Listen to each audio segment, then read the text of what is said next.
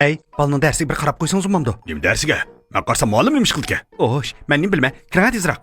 Balam shuncha oson gap ekan-ku, mo'shnanga bu jumla tuzamidingmi? Ha? Ot deydi, ot. Ey, odam terik turib, ot degan so'zga jumla tuzadi. Do'yindagi qizlar bir-biridan otga.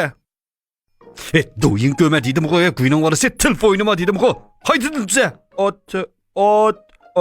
Otama, nim bu ketbarda.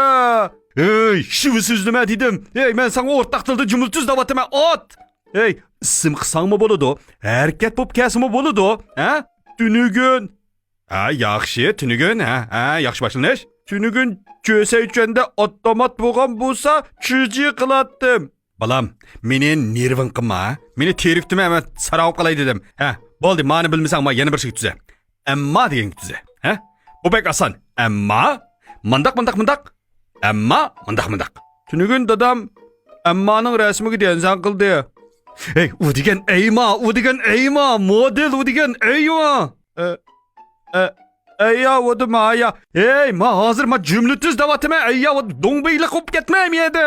Ammadin tuza, amma. Opam menga. Ha, yaxshi. Ha. Opam menga bolam bek cho'ngib qolding, endi meni amma deydi. Ağzımga ammalikka bir gap kelganda o'sha. Nereden kelgan olsan shu gapni aytmayli. Balam, meyada meni terikdimi? Men eng oxirgi birsi, ha? Bek oddiy siq tuzayli bo'ldimi? Top deydi.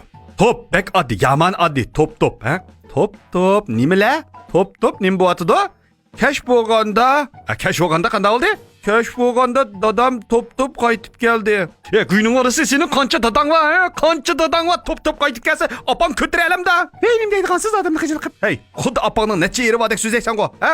Bo'ldilar datsi o'tkashlan tegavermay. Dada, men ot degan isim keldi. Oqshom kayindan 3 pay assam otgan o'qim nishonga tegmabdi. Chiji o'ynaganda. Balam, men sening pochig'ingni chiqib o'tishdan burun berib yo'qlab chijirangni o'yna. Ondan jumla tuzganda yana bir deb qo'yay. O'ttirdi, nafasni to'xtatma, bo'lmasa haqlar xato o'ylab oldi.